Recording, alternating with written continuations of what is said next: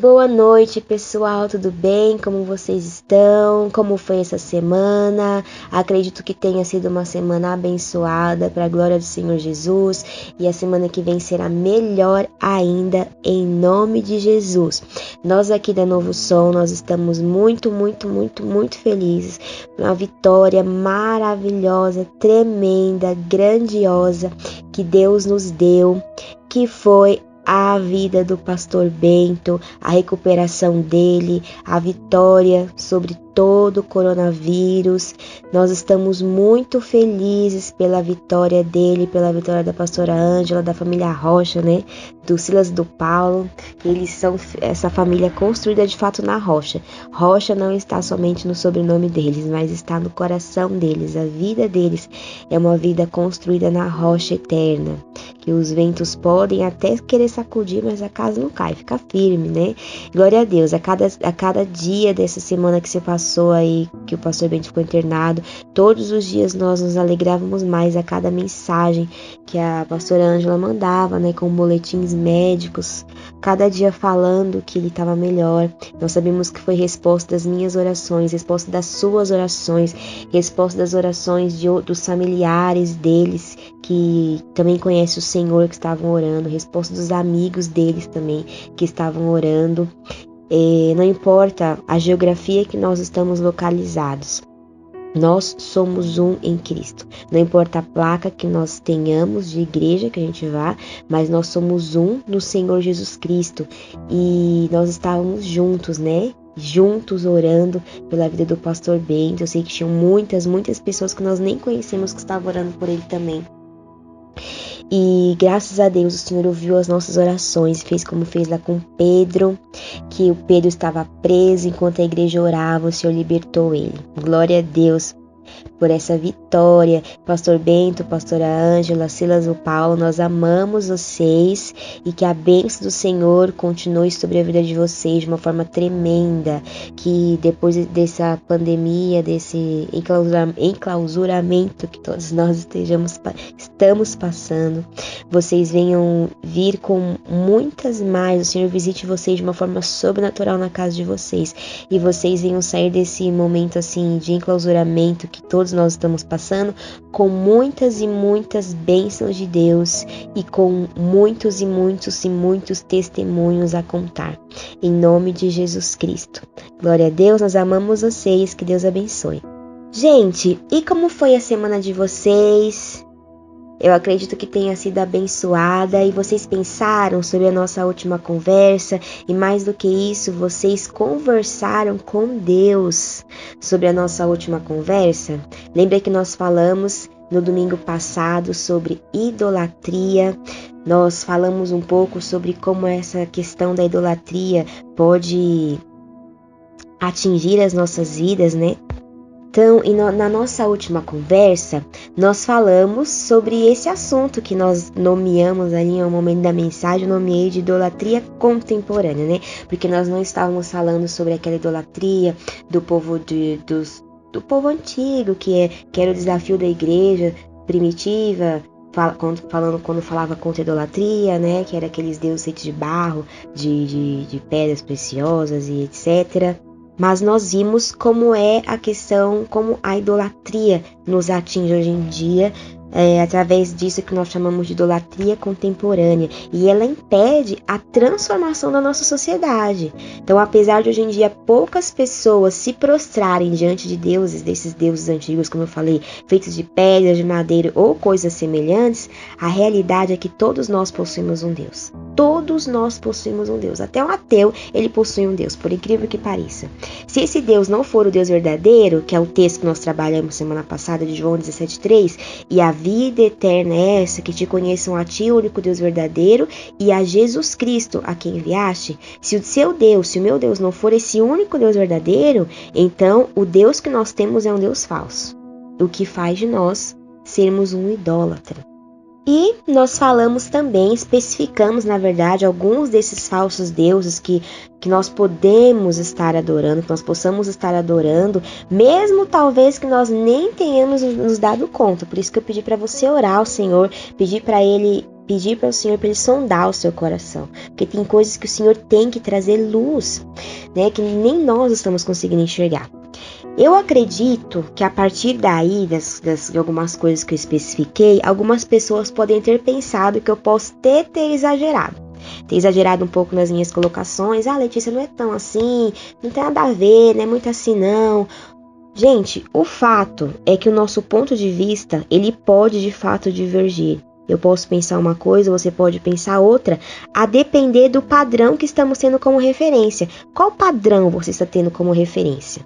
Ralph Neighbor Jr., ele escreveu o livro Firmando o Compromisso, eu acredito que muitos de vocês conhecem esse material, né? E ele fala na página 15 algo muito interessante, diz assim: os afinadores de piano geralmente usam diapasão quando afinam as cordas do piano. O diapasão tem um tom que nunca muda. Eles não podem afinar o piano ao simplesmente escutar as próprias cordas daquele piano. Se eles fizessem isso, um piano ficaria cada vez mais fora do padrão. Eles precisam de um padrão externo e imutável. Quando batem o diapasão e ouvem cuidadosamente o tom inalterado, eles podem afinar o piano com perfeição. A Bíblia, a palavra de Deus, tem um papel semelhante em nossas vidas. Ela oferece um padrão imutável que afina o nosso espírito, coração e mente para ouvirmos a voz de Deus. A minha pergunta para você então é: qual padrão você tem usado para afinar a sua vida? A palavra de Deus, ela é imutável. Mas e você? Tem escolhido como um padrão para afinar a sua vida a palavra de Deus que é imutável, ou os desejos da sua carne e as emoções da alma que por sua vez são extremamente volúveis e inconstantes? Mesmo Ralph Neighbor Jr., ele ainda continua nesse livro, ele diz assim: ao direcionar meu coração e mente para a vontade de Deus, seu Espírito fala ao meu coração, imprimindo seus pensamentos e ideias diretamente nele. O mesmo Espírito que inspirou a Bíblia vai falar com você à medida que você meditar nas Escrituras e sintonizar o seu coração e mente com elas. Usar as Escrituras no seu tempo de devocional diário sintoniza você com a voz de Deus. Também atua como correção. Quando Deus fala a você em suas devocionais, suas palavras nunca vão contradizer as Escrituras, porque Deus é o autor da Bíblia. Se o que você está escutando vai contra a palavra de Deus, está vindo de outro lugar, nunca de Deus. Todo pensamento que não condiz com o ensinamento das Escrituras precisa ser instantaneamente rejeitado. Hoje, a minha intenção é dar continuidade àquele assunto que eu comecei semana passada, quando eu falei sobre idolatria. Porém, eu vou um pouco mais profundo e quero conversar com você sobre a importância das pequenas coisas para Deus. E para isso, eu não vou basear a minha opinião naquilo que eu sinto, na minha carne, do que eu desejo, mas eu vou basear no padrão imutável que tem dirigido a minha vida, que é a Bíblia. Gente, lá por meados de 2008, mais ou menos, Deus ele disse para mim que ele iria levantar um mover de santidade no Brasil.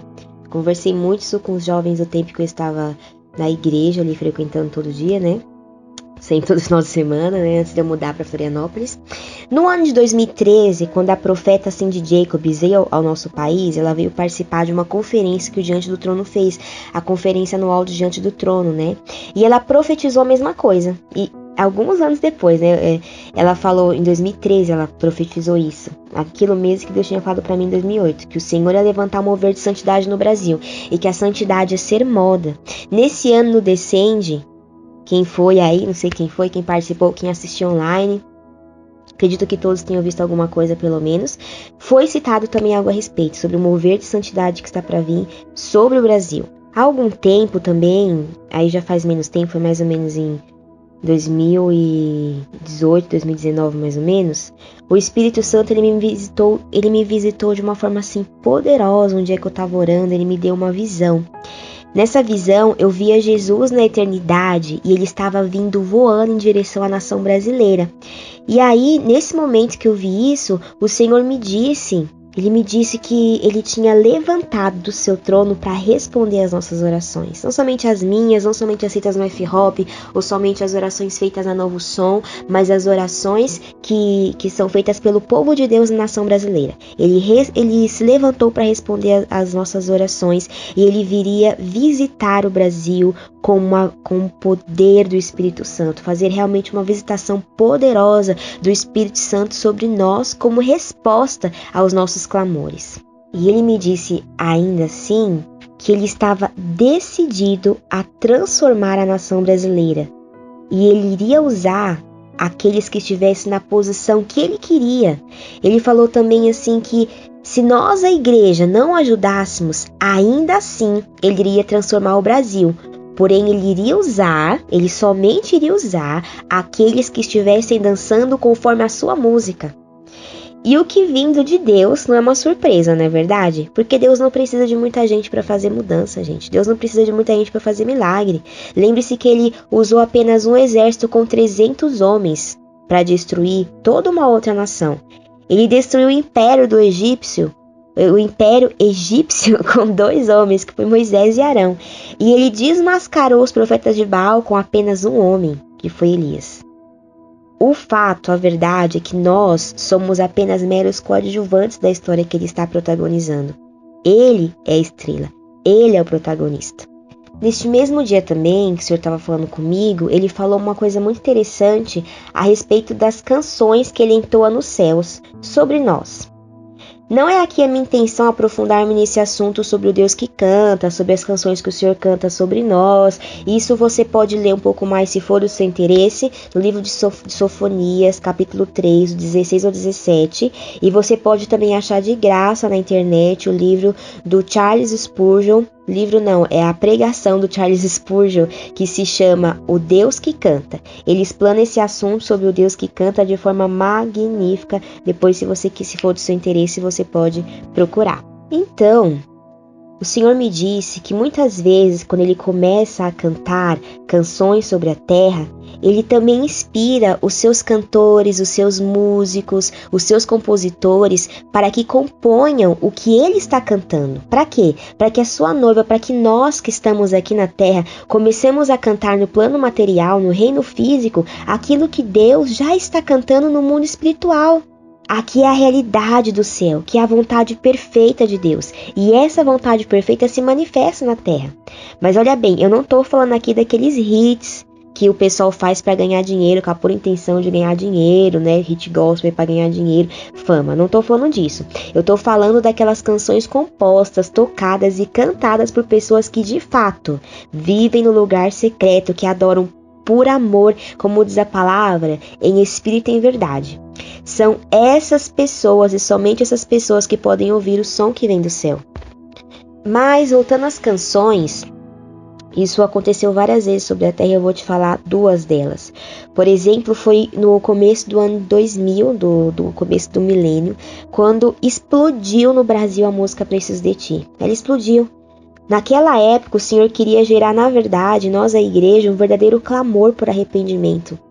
Um verdadeiro clamor. Foi uma época que o versículo de 2 Crônicas 7,14 passou a ser mais decorado que João 3,16. Né?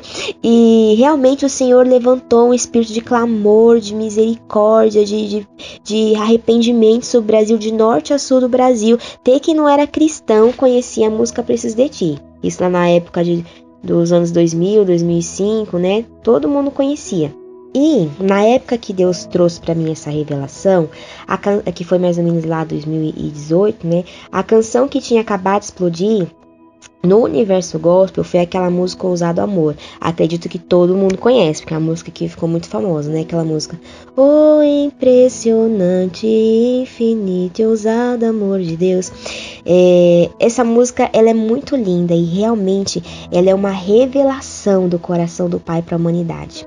A primeira estrofe dessa canção, se você for analisar para realmente para prestar atenção na sua letra, ela fala sobre os planos que Deus tem para nós desde antes da gente gente nascer, como nós somos feitos à sua imagem e semelhança, conforme diz lá no começo de Gênesis, e também Salmo 139, que fala dos planos que o Senhor tem para nossa vida, né? Muito antes da gente existir, ele já tinha escrito os planos dele no seu livro. E o refrão e também a segunda estrofe dessa música, Ousado Amor, ela fala sobre o ousado amor que Deus tem não somente pela sua noiva, nós que somos salvos, mas também pelos perdidos que estão lá fora a ponto de entregar o seu próprio filho. Isso como fala João 3,16 e também Lucas 15, do 1 ao 7, né, que fala da ovelhinha perdida. Então, agora a ponte dessa canção ela é tão incrível. Ela diz assim: traz luz para as sombras, escala as montanhas para me encontrar, derruba muralhas, destrói mentiras para me encontrar. E aí, gente, você pode ver uma completa iniciativa de Deus em querer nos alcançar. Começa nele. Essas palavras que o compositor usou nos mostram como ele está de fato decidido a mudar as coisas de lugar e libertar vidas que estão perdidas e enganadas por Satanás. É um ousado amor que não teme as trevas, como fala Salmo 139, do 11 ao 12. Fala: ainda que eu diga que as trevas me encobrirão, as trevas são luz para ti, Senhor. O Senhor consegue me ver até ali no escuro. Pelos perdidos, Deus não se detém devido às dificuldades. Ele está decidido a escalar montanhas, ele está decidido a derrubar muralhas e destruir todas as mentiras que foram ditas às suas criaturas e sobre as suas criaturas. Quantas pessoas no Brasil estão precisando de salvação? Quantos filhos desgarrados que se perderam no mundo? Indivíduos que estão presos em tantas maldições hereditárias, filosofias humanistas, ideologias satânicas. Cara, na real, só o poder de Deus para libertar essas pessoas, viu?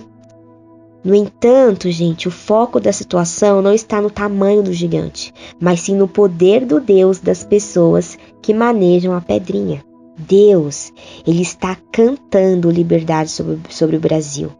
E toda vez que nós somos, na eternidade, Deus está cantando liberdade sobre o Brasil. E toda vez que nós entoamos canções como essas, Ousado Amor e tantas outras, que falam de realidades bíblicas, nós trazemos a existência no céu e na terra.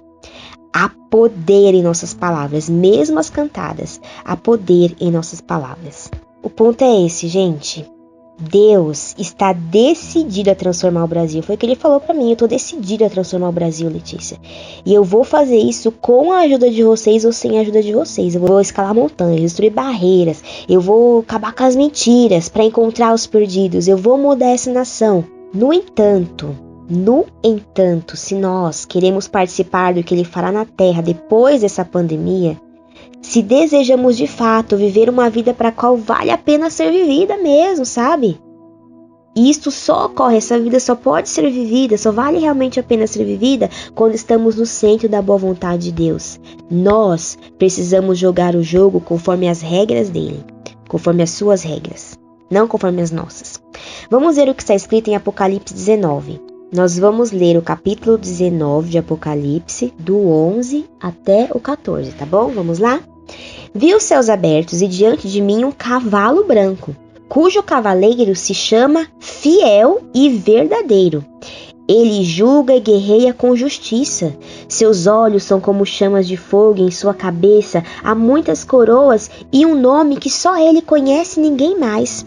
Está tingido com um manto vestido de sangue e o seu nome é Palavra de Deus. Os exércitos dos céus o seguiam, vestidos de linho fino, branco e puro e montados em cavalos brancos. Observe, algo muito interessante nesse texto é que Jesus vem em um cavalo branco e o seu nome é Fiel e Verdadeiro. Ele é a verdade. Gente, a verdade se impõe. A verdade não pede licença, porque ela é. Ela é. Em suas guerras, Jesus vem lutar para estabelecer a verdade com justiça. A guerra de Jesus na nossa geração, no Brasil, é acabar com a impureza, como ele me falou em 2008. Eu vou levantar um mover de santidade nessa nação. Ele quer acabar com a impureza, ele quer acabar com a imundícia, ele quer acabar com a mentira, com as injustiças e todas as coisas semelhantes a essas. Mas observe, uma coisa interessante que eu achei muito interessante é que ele vem acompanhá-lo. No versículo 14, nós vemos que o exército que o acompanha também estão montados em cavalos brancos e vestidos de vestes brancas. As vestes dos cavaleiros que acompanham Jesus são brancas e puras. O que significa ser branco, estar no cavalo branco? Isso é símbolo de santidade. Se você quer participar do exército de Jesus, você precisa se santificar. Nós precisamos nos santificar para participar desse exército. Nós precisamos viver uma vida pura, uma vida na luz. Como a gente aprendeu semana passada, a mudança no Brasil, ela não começa lá no grande, gente. Ela começa no pouco, no nosso coração. Se nós não destronarmos os falsos deuses que ocupam o nosso coração, nós não vamos conseguir destronar os falsos deuses que ocupam o lugar de adoração na nação brasileira. Para se cumprir o propósito, presta atenção, para se cumprir o propósito, pequenas coisas que tomam lugar em nós são importantes para Deus. Lucas 15, versículo 8 e 9, vamos ler. Ou, qual é a mulher que, possuindo 10 dracmas e perdendo uma delas, não acende uma candeia, varre a casa e procura atentamente até encontrá-la? E quando a encontra, reúne suas amigas e vizinhas e diz: alegrem-se comigo, pois encontrei minha moeda perdida. Nessa parábola que Jesus nos conta, que Jesus nos ensinou, ele fala que havia uma mulher que possuía 10 dracmas, como a gente leu. Dracma, gente, era algo valioso, era o dinheiro. Dracma nos fala de valor. Isso que simboliza valor. É algo valioso. Ainda que seja pequeno, era uma moedinha, mas era algo valioso. E ela tinha 10 valores.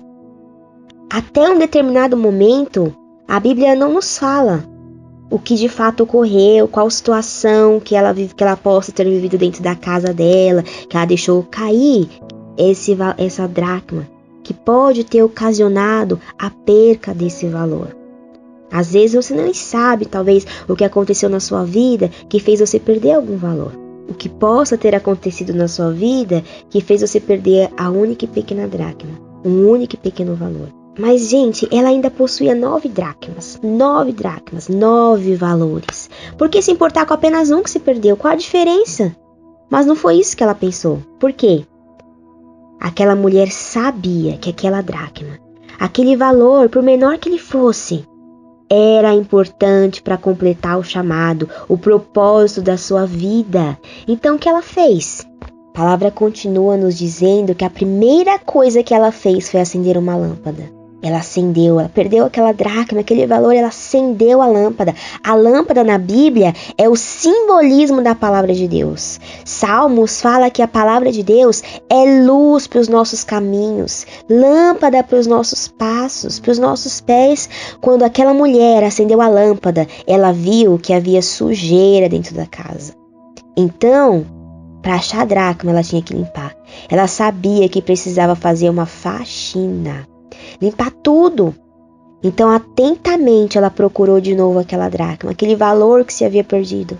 Era pequeno, parecia insignificante, mas para completar o chamado, era um valor fundamental, um valor precioso. Casa, gente, fala da nossa vida particular, pessoal. É a nossa casa.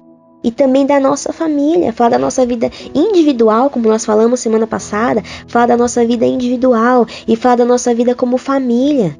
Porque nesses dias Deus fez o Brasil parar e ficar dentro de casa? Porque nossas igrejas estão fechadas? Porque Deus permitiu que elas fechassem? Porque Deus não se importa com a estrutura. Ele não se importa com a quantidade de pessoas ou se tem poucas pessoas. Ele não se importa se da cor da igreja. Ele não se importa com o nome da igreja. Ele não se importa com essas coisas. Não que não sejam coisas legítimas também, mas ele não se importa, isso não é fundamental. Ele se importa com o que está dentro. Quais são os valores que você perdeu, como aquela mulher perdeu dentro de casa valores? Quais são os valores que a sua família perdeu? Eles são importantes para cumprir o propósito. eles são importantes. Como eu falei no início da conversa aqui, que a gente está tendo hoje, depois do último culto que eu preguei, né, a última pregação sobre idolatria, você pode ter achado que eu exagerei um pouco nas minhas colocações quanto a esses falsos deuses. Letícia, isso não é muito assim não. Mas Jesus, ele fala algo muito importante no Sermão do Monte, que vai completar esse ensinamento aqui da parábola. Vamos ver? Mateus 5, do 17 ao 20. Vamos lá. Não pensem que vim abolir a lei ou os profetas. Não vim abolir, mas cumprir. Digo-lhes a verdade. Enquanto existirem céus e terra, de forma alguma desaparecerá da lei a menor letra ou menor traço, até que tudo se cumpra. Olha as pequenas coisas aqui. Olha, presta atenção ainda no resto. Todo aquele que desobedecer a um destes mandamentos, ainda que dos menores, vou repetir de novo, ainda que dos menores, e ensinar os outros a fazerem o mesmo, será chamado menor no reino dos céus. Mas todo aquele que praticar e ensinar esses mandamentos será chamado grande no reino dos céus. Os pequenos mandamentos. Você vai ser chamado grande se você ensinar e praticar. Pois eu lhes digo que se a justiça de vocês não for muito superior à dos fariseus e mestres da lei, de modo nenhum entrarão no reino dos céus. Cara, então a gente vê aqui a importância das pequenas coisas. Jesus, ele veio assim, realmente chutando o pau da barraca com esse Sermão do Monte aqui. E aí fala sobre a importância das pequenas coisas. Olha, aquele que descumprir o menor dos mandamentos, ainda que pequeno, ele será considerado pequeno no reino dos céus. Ele será considerado pequeno no reino dos céus. E o último versículo, aqui desse que a gente leu, ele fala, pois eu lhes digo que se a justiça de vocês não for muito superior à dos fariseus e mestres da lei, de modo nenhum entrarão no reino dos céus. Quem eram os fariseus? Eram aqueles responsáveis por guardar a lei. Eles conheciam a Bíblia de cabo a rabo, a Torá, as leis, eles conheciam, só que eles tinham um coração corrompido. Eles estavam presentes nos templos, queimando incenso, matando seus bichinhos para pedir perdão dos seus pecados. Eles estavam ali fazendo os seus jejuns, todos pomposos, tal, mas o coração deles estava corrompido. Nós aprendemos que é uma questão de coração. Não adianta estarmos na igreja, agradando os nossos líderes, evangelizando, fazendo aquilo que nos pedem para fazer na frente das pessoas. Os fariseus faziam isso, mas o coração deles era corrompido. O Senhor está muito mais se importando com o que você faz quando você está sozinho ou sozinha na sua casa. Quando você está sozinho ou sozinha com os seus pensamentos. Como você se comporta dentro do seu lar. O Senhor está se importando mais com isso do que com aquilo que você faz para o seu líder, do que com aquilo que você faz na igreja, que todo mundo está vendo, do que com aquilo que você faz lá fora. O Senhor está se importando com o que você faz aí dentro de você, aí dentro na sua casa. Então, gente, se você achou que eu fui um pouco exagerada, me desculpe. Mas Jesus, ele é assim. Esse é o padrão. É o que eu falei, o padrão é a Bíblia. Ele é o diapasão imutável. Não as nossas emoções, não os nossos desejos carnais. É a Bíblia está falando. Vamos continuar em Cantares, capítulo 2, 15. As pequenas coisas também atrapalham o nosso amor com Deus. As pequenas coisas boas para as quais não damos valor atrapalham o nosso amor para com Deus.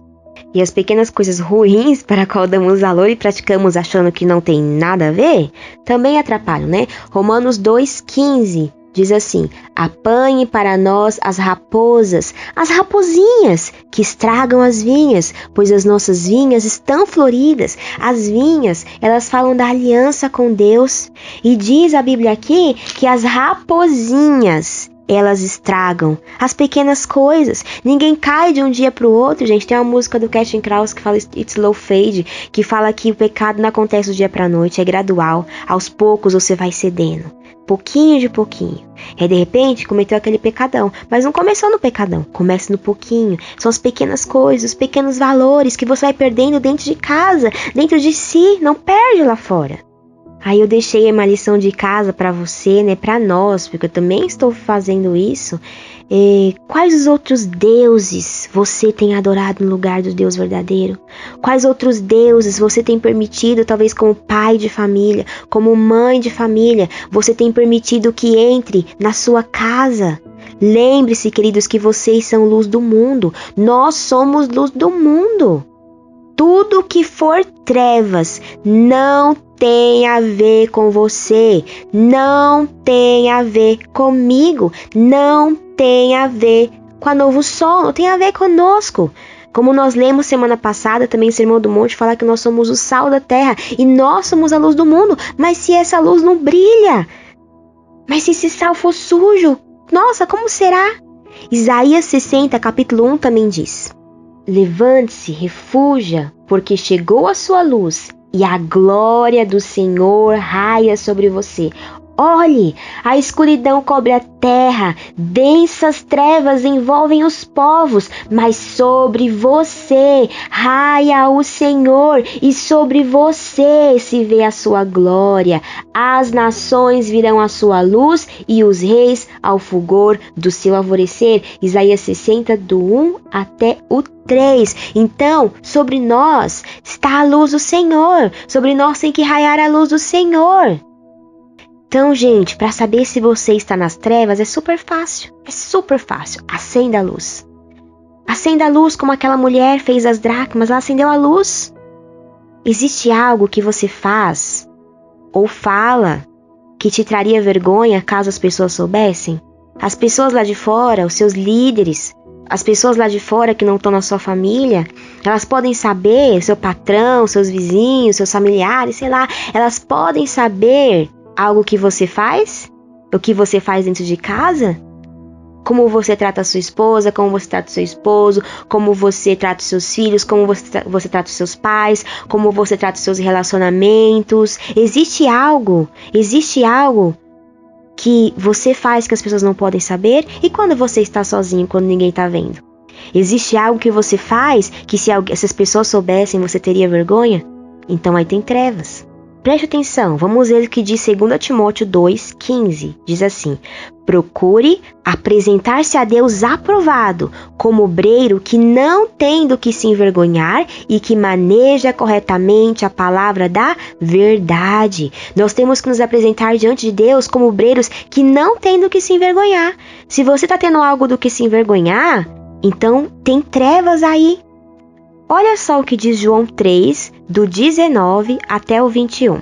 Este é o julgamento. A luz veio ao mundo, mas os homens amaram as trevas e não a luz, porque as suas obras eram boas? Não, está escrito aqui, porque as suas obras eram más. Quem pratica o mal, odeia a luz e não se aproxima da luz, temendo que as suas obras sejam manifestas. Mas quem pratica a verdade, vem para a luz, para que se veja claramente que as suas obras são realizadas por intermédio de Deus. Então, se tem algo que você faz, que você precisa fazer no escurinho, que você precisa fazer atrás das pessoas, que você precisa fazer quando ninguém está vendo, ou que você só faz de dentro de casa, nessa época de quarentena, né? Que você só faz dentro de casa, para que as pessoas lá de fora não vejam. Você é uma pessoa lá fora na frente dos outros, mas você é um péssimo filho, ou você é uma filha, você é um péssimo marido, ou uma péssima esposa, ou péssimos pais. Enfim, você se transforma quando você sai para fora, mas dentro de casa você mostra quem de fato você é. Então, querido, você está em trevas. Ou tem aquilo que você não faz dentro de casa, na frente dos seus familiares, mas você faz sozinho quando está no seu quarto, quando está com o seu celular, quando está com o seu computador. Se você tem vergonha de fazer na frente das pessoas, então você está em trevas. Se está certo, vem para a luz, faz na frente de todo mundo. Gente, se existem coisas na sua vida que são uma vergonha, que você considera, nossa, se as pessoas soubessem que eu faço isso, se as pessoas me vissem fazendo isso, eu ficaria envergonhado. Se você reconhece isso, você tem falsos deuses. E Deus quer destroná-los. É por causa dessas situações que Deus fechou a igreja. Que Deus permitiu que as suas igrejas fossem fechadas, porque Ele quer tratar isso em nós. A palavra em 1 João 1, do 5 até o 6, Diz assim: esta é a mensagem que dele ouvimos e transmitimos a vocês. Deus é luz, nele não há treva alguma. Se afirmamos que temos comunhão com ele, mas andamos nas trevas, mentimos e não praticamos a verdade. Um dos falsos deuses que nós podemos ter são crenças pagãs. Aí você pode pegar e me dizer assim, já vi várias pessoas falarem assim, nossa, mas não, Deus entende, né? A gente tá num corpo mortal, numa carne falha, carne pecadora, com essa raiz adâmica que sempre nos persegue. Deus entende. Não, gente, ele não entende. Não entende. Isso é uma raiz pagã. Isso é uma raiz pagã. Você sabia que esse tipo de pensamento, ele nasceu em Aristóteles? Foi. Quando Jesus veio ao mundo estabelecer o cristianismo, ele veio dentro de um contexto grego, né? Os judeus estavam inseridos no mundo grego, no mundo helênico, no mundo grego. E lá eles tinham acesso, Jesus era um mestre, dentre outros mestres. Claro que nós sabemos que ele é o mestre dos mestres, né? Mas ele era um mestre que surgiu ali em meio a uma comunidade que já tinha vários mestres. Até antes dele, de séculos antes dele estar ali, já tinham vários mestres, e esses mestres, eles estudavam a filosofia, eles estudavam práticas de vida que fossem moralmente elevadas, sabe? Eles procuravam viver uma vida superior, assim, nós precisamos encontrar uma vida superior, uma vida melhor, viver uma vida íntegra, uma vida moral mais elevada. Tinha os grupos que acreditavam nessas coisas, não era cristianismo, era paganismo, mas eles acreditavam nisso, e eles criam que aquelas pessoas que seguiam esses mestres e aderiam aos seus ensinamentos, elas automaticamente, elas viviam aquilo. Elas não tinham dificuldade em viver aquilo, elas tinham prazer em viver aquilo. Então, quando Jesus veio nesse contexto, estabeleceu o cristianismo, ele trouxe os ensinamentos dele, ele foi falar, esses são os meus ensinamentos. Ele não somente provou que era possível vivê-los, mas ele veio em meio ao mundo em que os mestres, eles viviam aquilo que eles ensinavam, em que os discípulos viviam aquilo que os mestres ensinavam, sem ficar dando desculpas. Quem começou a dar esse tipo de desculpa foi Aristóteles. Aristóteles, ele começou a dizer que não, existe o mundo ideal, ok, mas o fato é que aqui embaixo as coisas não são muito bem assim. Nós, seres humanos, somos complicados, temos os desejos da nossa carne, afinal, a nossa carne é uma prisão, né? A gente quer fazer o bem, mas a gente faz o mal, não sei o que, blá. E ele colocou a carne como uma questão de prisão. E isso foi algo que até lá na frente o apóstolo João, ele teve um problema, que surgiu uma heresia da igreja primitiva, que era o docetismo, que eles acreditavam que Jesus Cristo não tinha vindo em carne, justamente por achar que a carne era uma prisão e o Deus verdadeiro não poderia estar numa carne, né?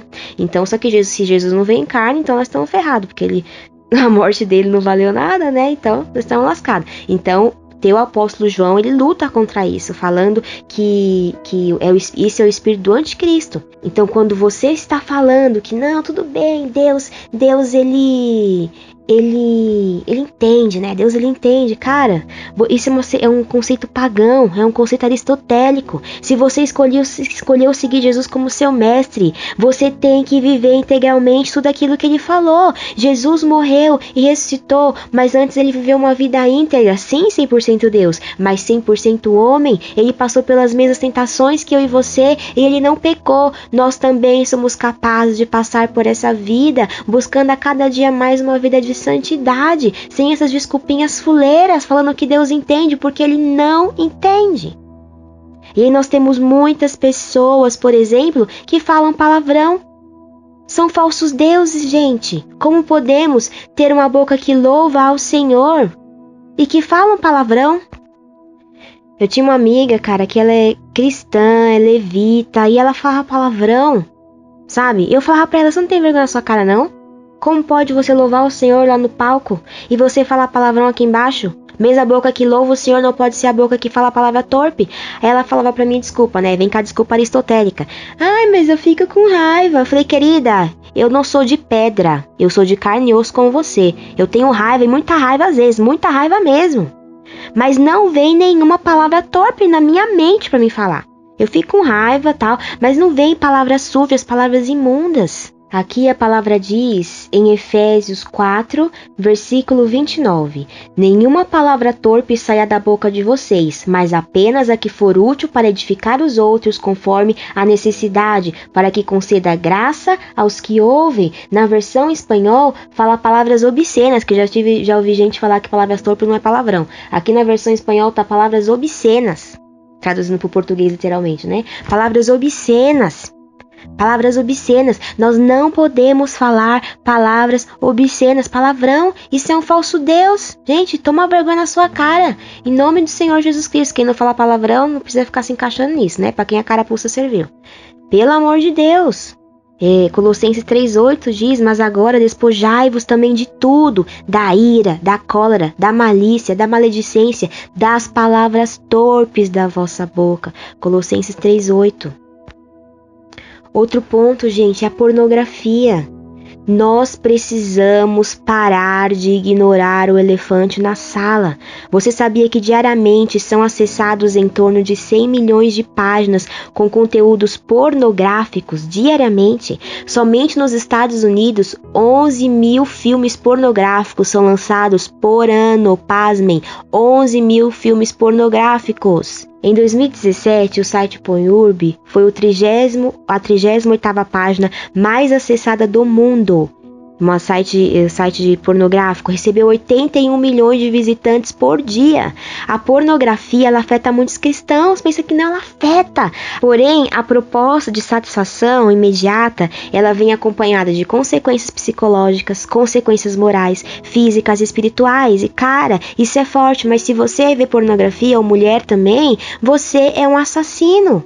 Você é um abusador. Não adianta como igreja nós estarmos orando para que Deus liberte o Brasil da prostituição, para que acabe o carnaval, sendo que você vê pornografia na sua casa, para que acabe os abusos infantis, sendo que você vê pornografia na sua casa, sendo que acabe o abuso moral na sociedade. Nossa, só tem gay de todo que é lado, as pessoas não se casam mais, que tá juntando aí, não sei o que, mulheres grávidas nos casamentos, enfim, a gente fala tanta coisa, mas você vê pornografia na sua casa, cara, ou mulher também. Eu tive colegas minhas que via pornografia e uma vergonha. Eu com 11 anos de idade, gente, com 11 anos de idade, eu comecei para a escola com umas coleguinhas minhas, eu era uma criança, com umas coleguinhas minhas, e elas estavam vendo pornografia. Falava sobre pornografia, sobre as coisas que elas viam. E eu falei, cara, o meu ouvido não é pinico pra ficar ouvindo o esgoto que sai da boca dessas meninas. Eu comecei a ir pra escola sozinha, com 11 anos. Às vezes a gente vê mulher velha ali, homem barbudo, vendo pornografia, cristão. Aí você pode falar, mas eu não pago, eu não abuso nenhuma criança. Mas você sabia que a pornografia leva muitas pessoas a abusarem de crianças? E isso sim pode acontecer com você, por causa que um abismo chama outro abismo. Então, não duvide da sua crueldade, porque eu não duvido da minha, entende? Nós temos que vigiar. Aquele que está em pé, cuide para que não caia. É o que diz a palavra.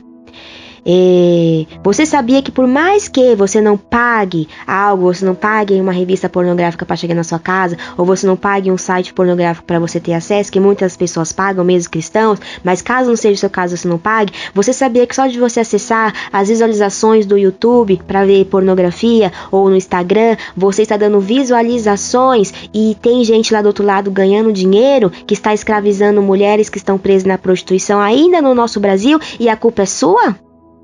Olha a hipocrisia aí, gente. Por isso que o Brasil não muda. Nós precisamos ser diferentes. É hipocrisia, hipocrisia. Lourar por um Brasil transformado, mas pegar o seu celular e ficar vendo Instagram pornográfico, vai ficar vendo filme pornográfico, vídeo pornográfico, ficar mandando nudes pelo WhatsApp. Isso é errado. E está escrito na palavra de Deus, Mateus 5, do 27 até o 30. Vocês ouviram o que foi dito, não adulterarás, mas eu lhes digo, qualquer que olhar para uma mulher, e também serve para as mulheres que olharem para o homem, ou no caso também, mulher que olha para mulher, homem para homem, porque hoje em dia o mundo tá estranho, né? E desejá-la, já cometeu adultério com ela no seu coração. Se o seu olho direito o fizer pecar, arranque-o e lance-o fora. É melhor perder uma parte do seu corpo do que ser todo ele lançado no inferno. E se a sua mão direita o fizer pecar, corte-a e lance-a fora. É melhor perder uma parte do seu corpo do que ir todo pro inferno. Cara, é melhor você tacar o seu celular no lixo. Taca seu notebook no lixo, se for o caso. Dá pra alguém, mas é melhor você ser salvo. É importante mudar. Olha o que a palavra diz em Apocalipse. Vamos ver lá, Apocalipse capítulo 3, versículo 14 em diante. Ao anjo da igreja em Laodiceia escreva: estas são as palavras do Amém, a testemunha fiel e verdadeira, o soberano da criação de Deus. Conheço as suas obras, sei que você não é frio nem quente. Melhor seria que você fosse frio ou quente. Assim, porque você é morno, não é frio nem quente, estou a ponto de vomitá-lo da minha boca. Você diz: estou rico, adquiri riquezas e não preciso de nada. Não reconhece, porém, que é miserável, digno de compaixão, pobre, cego e que está nu. Dou-lhe este conselho: compre de mim ouro refinado no fogo e você se tornará rico. Compre roupas brancas, olha, falando de santidade, e vista-se para cobrir a sua vergonha, a sua vergonhosa nudez, e compre colírio para ungir os seus olhos e poder enxergar.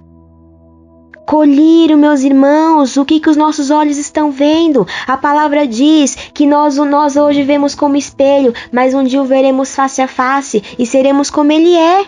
Nós nos tornamos aquilo que contemplamos. Se você contempla a pornografia, você vai se tornar cada vez uma pessoa mais suja, mais imunda, mais de baixo moral, mais hipócrita. Jesus quer que você mude. Namoros ilícitos. Namoros ilícitos é outro ponto. Eu cuidei muito tempo de jovens, agora não tô cuidando. Deus me deu umas férias, graças a Deus. Gente, olha, eu sempre falei, cara, se você namora do jeito que você namora sozinho com seu namorado ou com seu namorado, seu noivo, sua noiva, é o jeito que você tem que namorar. Se o seu pai tivesse presente, se Deus tivesse presente, se você faz alguma coisa ou você conversa alguma coisa com seu parceiro ou sua parceira, alguma coisa que Deus não pode ouvir, que o irmão não poderia ver, que os pais não poderiam ver porque é vergonhoso, então você está nas trevas.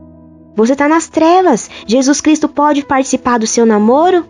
Seus pais podem sentar, se seus pais estivessem ali no sofá com você, com seu namorado, seu noivo, sua noiva, eles poderiam ver o que você fala, o que vocês fazem, ou não poderia ver? Teve uma menina que uma vez estava assistindo um vídeo no Escolhi Esperar, e a menina mandou uma mensagem pro pastor lá: pastor, eu sou virgem, nunca tive uma penetração, mas eu, assim, já permiti que meu namorado passasse a mão em tudo, passo a mão em tudo nele também, eu ainda sou virgem pura? Aí o pastor falou: cara, você está me perguntando se você é virgem pura? A virgindade, a pureza não está no ímen, não está no que você carrega lá embaixo, está no seu coração. Não que isso não seja importante, se você ainda tem, ok, se você não tem mais, Jesus te purificou, mas eu estou falando, está no seu coração. Aonde está a pureza do seu coração? E tantas mais coisas, gente, aqui eu citei mais algumas hoje que eu não devo tempo de citar semana passada, mas quantas mais coisas nós temos que precisamos melhorar. Talvez você não tenha todas essas, né? Tomara, graças a Deus. Mas tem alguma que você se encaixa. Eu tenho certeza que alguma da semana passada ou dessa se encaixou na sua vida. E se tiver mais, você tem que pedir pro Senhor sondar o seu coração. Peça. Assim como eu tenho pedido.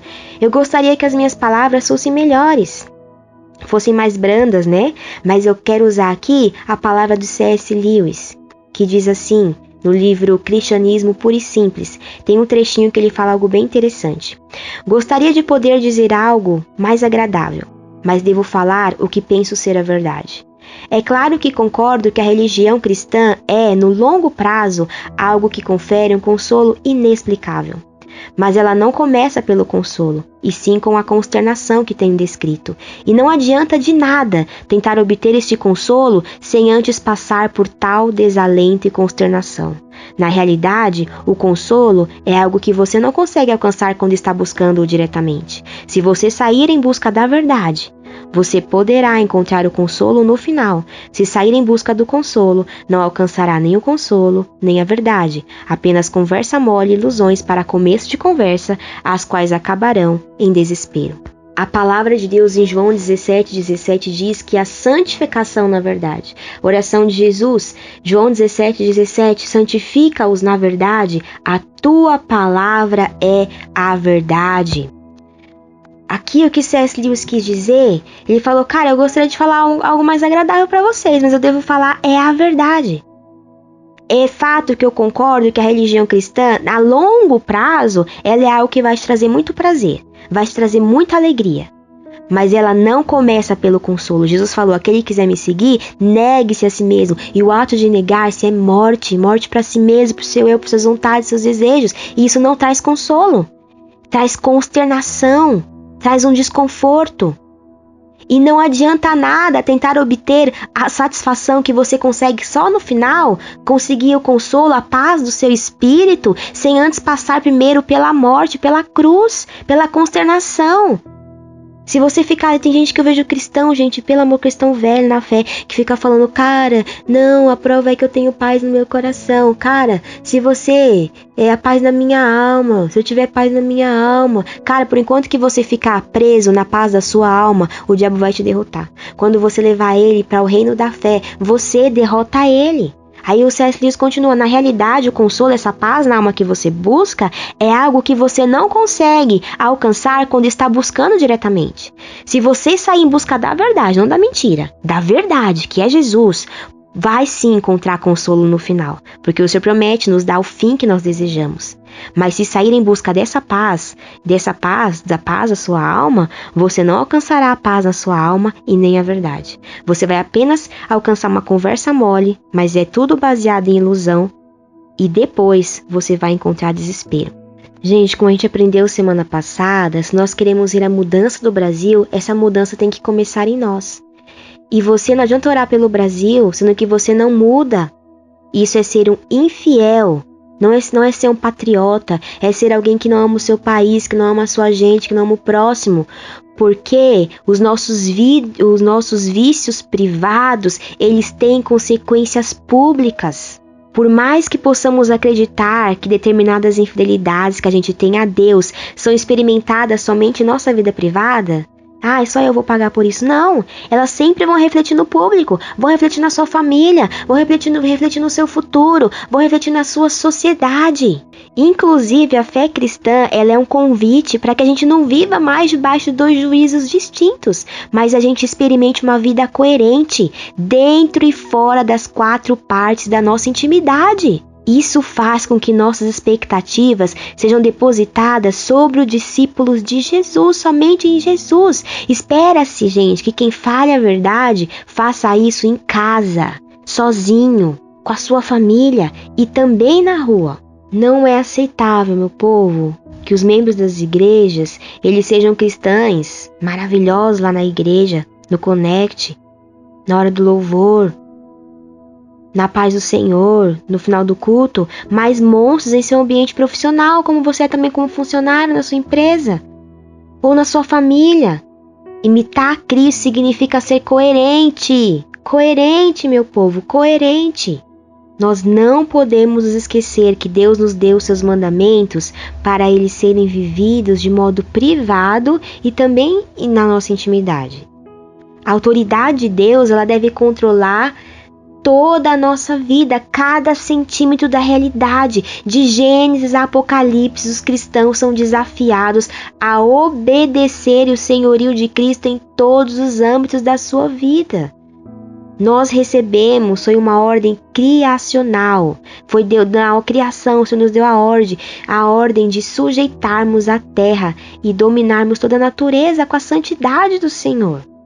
A infidelidade pública, ela acontece quando nós desconsideramos essas ordens que foram pensadas para dirigir a nossa vida, e quando elas são desobedecidas, elas são rebeliões contra nosso Senhor. Quando nós somos infiéis, quando nós somos um tipo de gente lá fora e um tipo de gente aqui dentro, nós somos infiéis. Quando somos cristãos perfeitos na igreja, mas deixamos muito a desejar dentro. Ser um cristão verdadeiro fala de um chamado, de uma vida totalmente vivida diante de Deus, que é o corandel, que alguns meses atrás, ano passado, a Novo Som falou muito sobre isso, como diziam os reformadores, é um tema dos reformadores da Reforma. A nossa postura pública, ela precisa, gente, refletir aquilo que Cristo começou a fazer nos nossos corações. Tem que começar aqui. O que acontece lá fora, a postura pública, reflete o que começou aqui dentro. para que, como falaram os primeiros cristãos lá de Atos dos Apóstolos, para que também possamos crescer em número e ganhar a simpatia de todo o povo. O mundo está cansado de hipocrisia. Se nós como igreja queremos fazer grandes coisas, nós precisamos começar pelas pequenas coisas. Van Gogh, que foi um pintor, ele falou assim, ele tinha uma frase assim: grandes coisas não se fazem por impulso, mas pela junção de uma série de pequenas coisas. Você precisa orar a Deus e pedir para Ele sondar o seu coração. Vamos fazer agora isso, orar a Deus e pedir para Ele sondar o nosso coração, mas sem medo de ouvir o que o Senhor vai falar. Olha o que fala em Tiago 4, do 8 ao 10. Aproximem-se de Deus e Ele se aproximará de vocês. Pecadores, limpem as mãos, e vocês que têm a mente dividida, purifiquem o coração, entristeçam-se, lamentem-se e chorem, troquem o riso por lamento e a alegria por tristeza, humilhem-se diante do Senhor e Ele os exaltará. Que não está falando de viver uma vida de depressão, essas coisas, está falando daquela consternação pelo pecado, a tristeza que Jesus gera, que Jesus traz, ela gera vida. Ela gera vida, porque você é aquela tristeza de você se arrepender. Cara, realmente, como a gente viu semana passada, chegar como aquele pecador: Senhor, eu sou um miserável, pobre, cego e nu. Pai, me perdoa, porque eu não sou digno. E você vai sair, cara, da presença de Deus com a cabeça erguida, levantado, perdoado, redimido, restaurado. E restaurada, perdoada, redimida. Tô falando pros dois. Gente, eu quero fazer agora uma oração com você, mas antes eu quero te ler um pedaço de um texto de um livro do C.S. Lewis, é de outro livro agora, O Peso da Glória. Não sei se você já leu, mas se não leu, fica a indicação aí. O último texto, ele fala, o nome é Ato Falho. Ele fala algo interessante: como chegar na presença de Deus. Esse foi esse texto aí que nós lemos, né? Tiago 4, do 8 ao 10. Ele conta uma experiência que ele teve, eu gostaria de compartilhar com você, para nós chegarmos na presença de Deus agora com as motivações corretas, né? Foi muito interessante. Diz assim: há algum tempo, quando eu estava usando a oração prevista para o 4º domingo depois da Trindade, uma oração que eles faziam lá, né? Em minhas orações privativas, percebi que havia cometido um ato falho.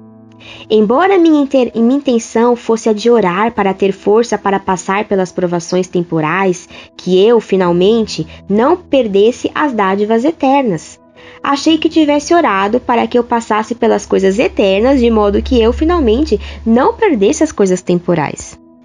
Então, ele quis dizer aqui assim, cara, eu estava lá fazendo a minha oração, minha devocional com Deus, conversando com Deus, trocando uma ideia, e eu pedi para o Senhor, olha, que eu passe por essa vida sem perder as preciosidades do eterno, da eternidade, as preciosidades celestiais. Eu quero conhecer o Senhor, eu quero ter mais intimidade contigo. Mas na hora da oração, ele sabe quando a gente fala assim as coisas querendo dormir? Tipo, teve uma época uma vez de madrugada que eu fui orar e eu tava com tanto sono que eu orei assim: Senhor, abençoa o diabo, perdoa o pecado do diabo. Eu tava tanto sono, foi mais ou menos isso que ele fez aqui. Em vez de ele orar assim, Senhor, me dá força para que eu possa vencer as provações dessa vida, a fim de que eu não perca as bênçãos celestiais sobre mim, meu contato contigo que é mais importante. Não, ele orou assim: Senhor, que o meu contato contigo, que é que quando eu estiver na sua presença, essas coisas eternas, né, o eterno que eu tenho contato, as coisas celestiais, que elas não venham atrapalhar a minha vida temporal.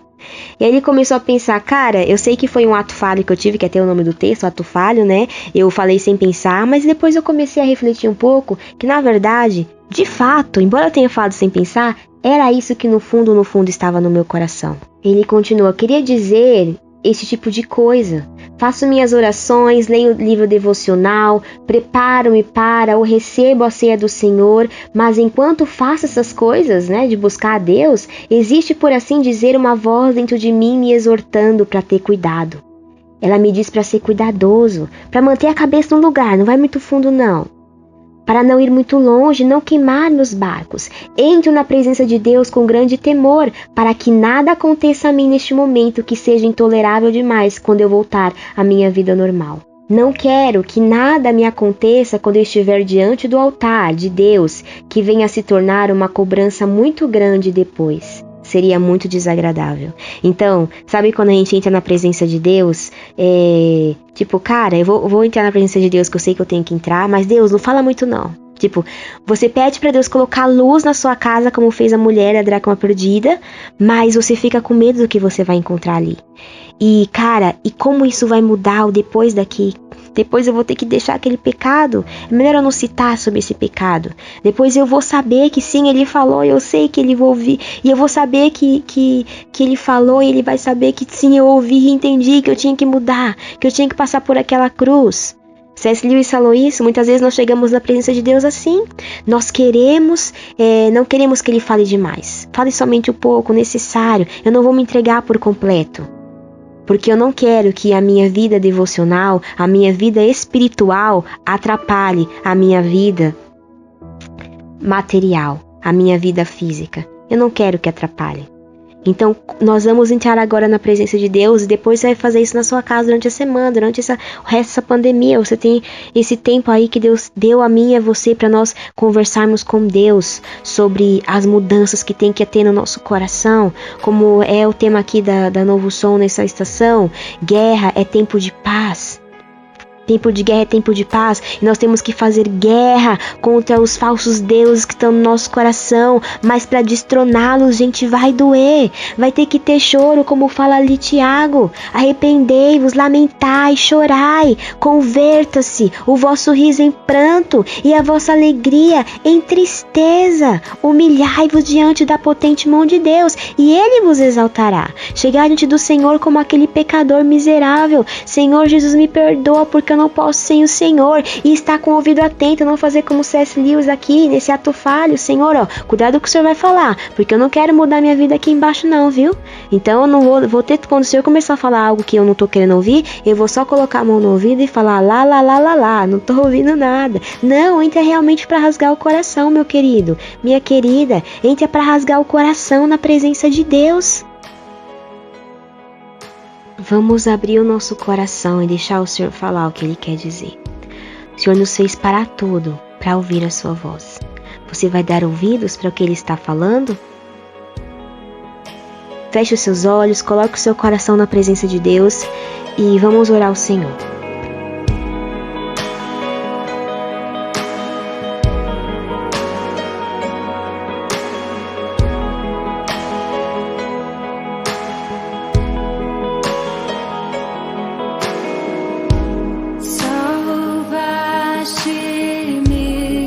E agora eu sou teu, semelhante a ti, Senhor, eu quero ser. Renova-me, eu quero te servir. Vem limpar e transformar meu coração. Só tu, Senhor, enxergaste o meu valor. Tudo sabe, soberano, Criador. Eu quero ser lapidado por tuas mãos. Faz o teu querer em mim. Já não quero ser igual. Hoje eu vivo só pra ti. Me prepara pra te encontrar, Senhor. Cristo vem me lapidar. Eu preciso mais de ti. Vem encher-me com o teu Espírito.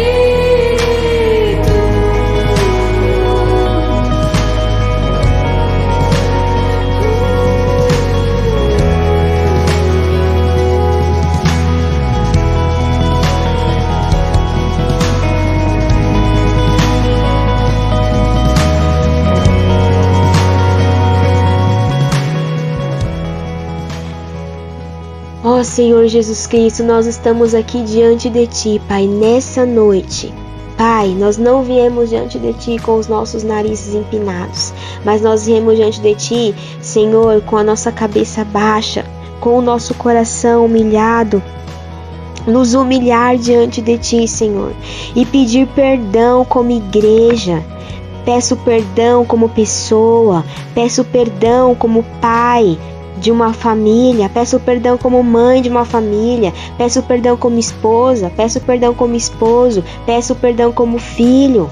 Peço perdão como filho do Senhor. Eu peço perdão, Senhor Jesus Cristo. Eu peço perdão pelos meus pecados, pelas minhas falhas, pelos falsos deuses que tenho cultivado no meu coração, como indivíduo, como família, os falsos deuses que tenho permitido na minha vida, Senhor, perdão. Senhor Jesus Cristo, perdão pelos falsos deuses que têm estado na nossa igreja. Perdão, Senhor. Pai, nós escolhemos fazer como aquela mulher das dracmas perdidas. Não esconder, não ficar sem se importar com as dracmas que foram perdidas. Com a dracma que foi perdida, Senhor. É somente uma dracma, não tem importância, não. Se importar, sim, as pequenas coisas são importantes. Aquilo que os meus olhos veem são importantes para Deus. Aquilo que minha boca fala é importante para Deus. Aquilo que a minha mão toca é importante para Deus. Aquele lugar onde meu pé pisa é importante para Deus. Senhor, nos perdoa quando nós não estamos vivendo essa vida corandel, quando nós não estamos vivendo essa vida diante da sua face. Senhor, quando nós agimos como se o Senhor não estivesse vendo, Senhor, escondendo o nosso pecado dos homens, mas nossa, não importa se os homens veem ou se não veem, mas o Senhor vê todas as coisas. Senhor, nos perdoa, Senhor, nos perdoa, nós te pedimos perdão, nós queremos transformação, eu quero transformação, nós não queremos mais ser os mesmos, queremos ter encontros contigo sobrenaturais nessa quarentena, queremos ser transformados como Jacó foi transformado quando se encontrou com o anjo. Não queremos mais ser os mesmos, Senhor. Não queremos mais ser os mesmos, Senhor. Não queremos mais ser os mesmos. Pai, fala, visita nos sonhos, visita na palavra, visita nas louvores, visita com impressões do nosso coração. Fala conosco, Jesus. Vem sacudir as nossas vidas. Pai, vem mudar as nossas vidas. Nós queremos ser diferentes, Senhor. Faça algo novo em nós. Nós não viemos aqui buscar o vinho novo somente, mas nós viemos buscar odres novos, Senhor. Odres novos para colocar esses vinhos. Ajuda-nos, papai. Ajuda-nos, Espírito Santo. Nós sabemos que somos bem-vindos na sua presença, que o Senhor quer que nos humilhemos para que o Senhor possa nos exaltar. Pai, então nós escolhemos, Pai, comprar colírio para os nossos olhos, Senhor. Deus, em nome de Jesus, comprar colírio para os nossos olhos, para remédio para destapar os nossos ouvidos que tem nos impedido de ouvir a sua voz, Senhor. Um remédio para quebrantar o nosso coração endurecido. Pai, queremos ser novos, Senhor, novas pessoas. Nós te pedimos, Senhor, ajuda-nos. Em nome do Senhor Jesus Cristo, faz-nos novos, faz de nós novas pessoas. Nós te pedimos.